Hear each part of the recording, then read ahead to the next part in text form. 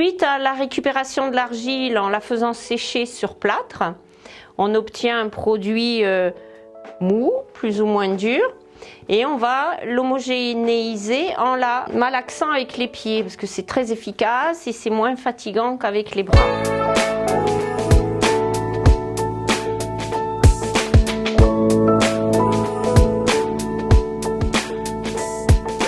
Donc là j'ai une argile un petit peu molle et celle-ci un petit peu dure. Donc on va faire du millefeuille. On va poser un bout de molle, un bout de dur. Et on fait ce qu'on appelle en poterie un plastron. Ou une motte, ça dépend de quelle région on vient. Alors on peut facilement récupérer 100 kg d'argile comme ça. Voilà. Et je vais m'arrêter là, sinon je vais tomber. Alors, après, avec les pieds bien propres, hein, j'ai mis un plastique par terre pour éviter d'embarquer des morceaux de cailloux, du calcaire. Et là, je vais venir tasser, hein, j'appuie au milieu, on reste au centre, je l'aplatis un petit peu. Et là, je vais venir croiser avec le talon. Je vais rabaisser l'argile pour bien mélanger l'argile qui est en haut et celle qui est en bas.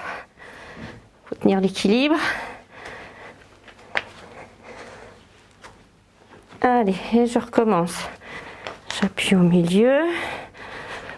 Le fait d'appuyer au milieu, le volume, il se déplace sur les côtés.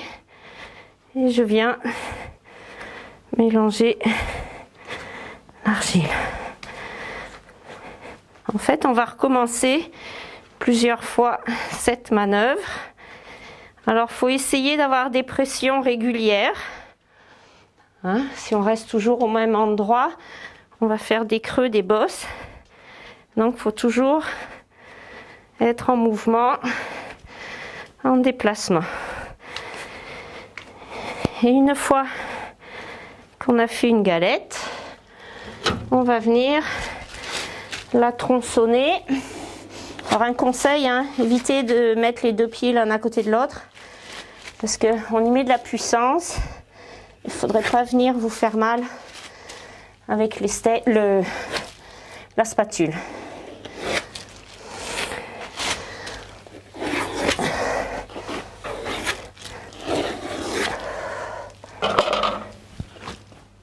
Et je vais recommencer.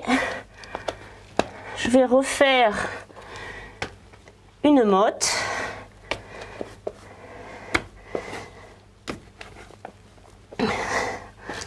Alors, au fur et à mesure, éventuellement, vous pouvez mettre un petit peu de talc pour assécher.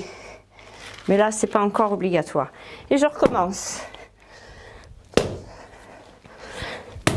Alors là, je prends n'importe lesquels, hein, parce que j'ai déjà mélangé la dure et la molle.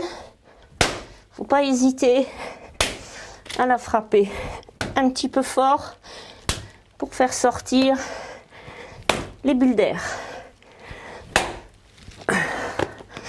Faut pas hésiter à se défouler un peu. Et vous recommencez. Alors là, je vais le faire une deuxième fois. Mais en fait, n'hésitez pas à le faire 3-4 fois. Et ça fait une meilleure terre que les boudineuses.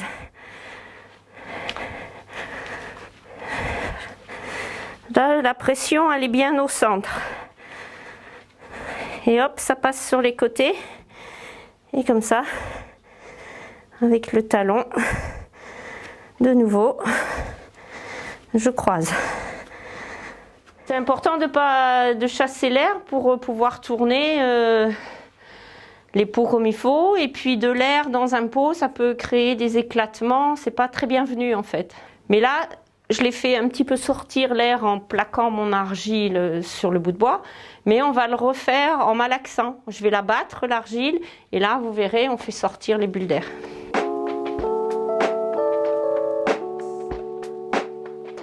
Alors, deuxième étape du malaxage. On a fait avec les pieds pour dégrossir rapidement, des gros volumes. Et là, le malaxage à la main, on le fait avec des plus petits volumes. Alors là, la terre, elle est encore un peu molle, donc je peux la malaxer. Alors là, c'est la méthode occidentale, on l'appelle le bélier.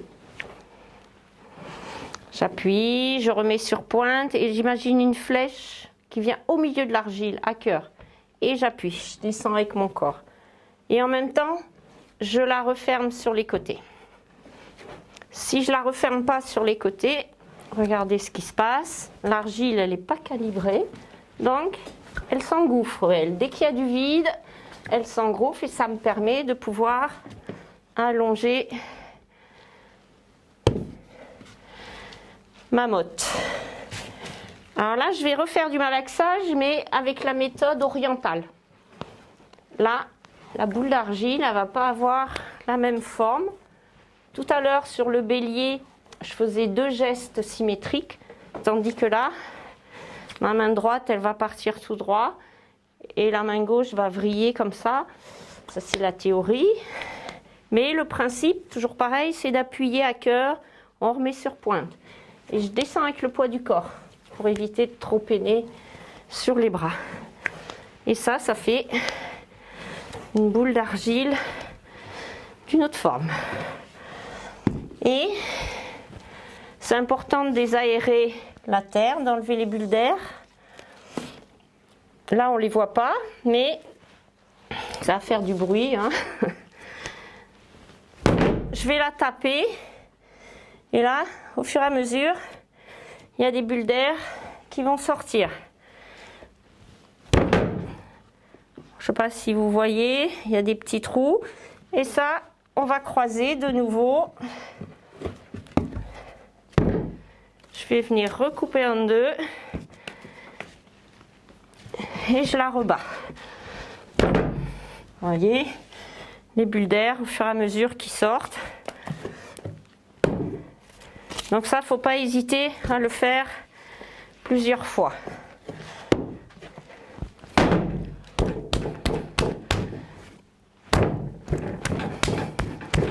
Et de nouveau, vous pouvez malaxer.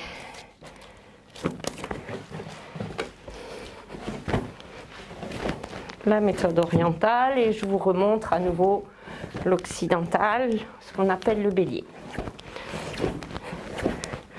Je mets sur pointe, j'appuie à cœur. Alors ça ne sert à rien d'appuyer trop longtemps. Vous voyez là, j'ai pas remis sur pointe. Au lieu de faire une boule, en fait, j'étale ma pâte. Et quand je vais la replier, je vais mettre une bulle d'air dedans. Donc c'est important, j'appuie un peu, je mets sur pointe. J'appuie un peu, je mets sur pointe. Le bélier, de nouveau. Là, les deux mains font un geste symétrique. On appuie à cœur, on met sur pointe et on enferme l'argile sur les côtés.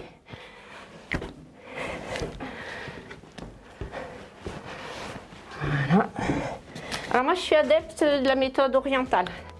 Ça me convient mieux, surtout pour préparer mes boules d'argile pour le tournage. D'ailleurs, n'oubliez pas de vous abonner. La prochaine vidéo concerne le tournage.